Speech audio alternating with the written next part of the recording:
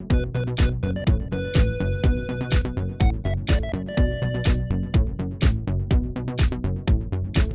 the folks at Blackberry were kind enough to send us the Blackberry Passport to take a look at, and I've managed to upload the most recent operating system, Blackberry 10.3.1 OS.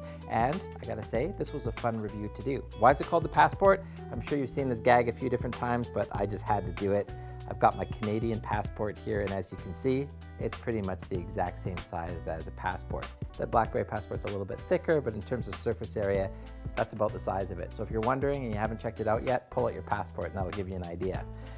Well, overall, I think it's quite an interesting size for them to build this device into, and in order to make it the size of a passport, you can see it's got a screen that's a little bit different from what you'd be used to expecting with a mobile phone. This one's a 4.3-inch screen, and most of the other ones we've seen when you turn them horizontally are 16 by 9. Well, we know that 16 by 9 is a screen that is maybe better for enjoying things like videos or looking at photos. A lot of apps are designed for that screen size now too. So in designing the Passport, they weren't really going for that market. So what market are they going for? Well, this is a screen that's great for reading websites. It's actually what I found, because my eyesight is falling off a little bit as I get a little bit older, that it works really well for scrolling through different web pages and writing emails and stuff like that. So speaking of writing, you can see that it's got the built-in keyboard on it. This is a 3-row QWERTY keyboard. When I first saw it, I thought to myself, well, why didn't they build a bigger keyboard? I mean, they have so much screen real estate here. Why not add all the numbers and punctuation as well?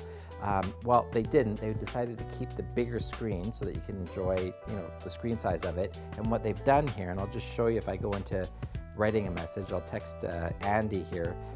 If I go in and actually compose a message to him, I get the QWERTY keyboard, which is the keys that I used to type with, and I've got the soft keys here. So I've got the punctuation. You can see the question mark, the period, the different keys there. If I want to, I can extend that, and you can see the soft screen now, it takes up much more of the screen. But for typing an email or writing something, I don't really need the full-size screen, so that part didn't bother me. What was weird is using actual physical keys and then switching to this haptic sort of soft screen on the keyboard. But after getting used to it, typing, 300-400 words, it actually didn't bother me. It was interesting. I liked having the keyboard feel for typing on the QWERTY, and then I didn't mind finding my other keystrokes like numbers and symbols and things like that here. It was smart, so depending on what I was typing, if I was typing an email address, the soft keys were more targeted towards the things like putting the @ symbol in and stuff like that. So that was quite helpful as well. Well, what are some of the differences in the 10.3 software? Well, one of the big ones that we can talk about is the access to apps. I'll just put this text message away. We'll call Andy back later. So we've got the Amazon store in addition to the Blackberry World Store.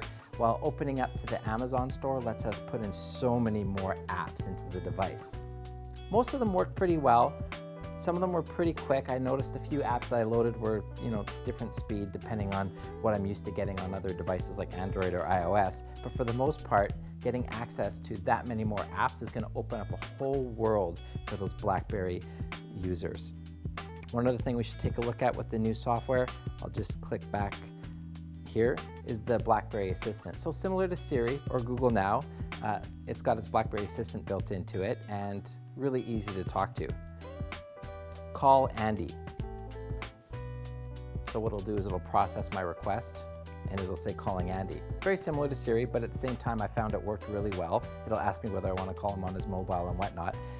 You can check things like weather, set appointments. It's actually quite a good little assistant that's built into the operating system, and it works with all the different devices loaded into the phone. Just going back to that for a second.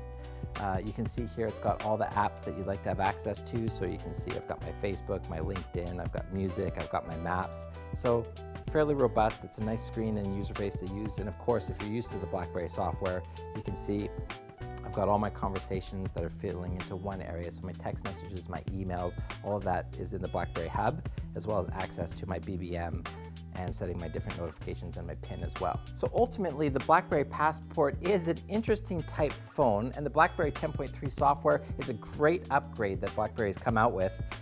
Would you pick up the Passport? I think if you're an avid Blackberry user, you're probably going to want to take a serious look at this because it's a phone that's really going to stand out. It's a lot different from anything they've come out with so far. If you're used to using iOS or Android devices, you're probably going to stick with that. Overall, I didn't mind it. I'm going to play with it for a couple more weeks.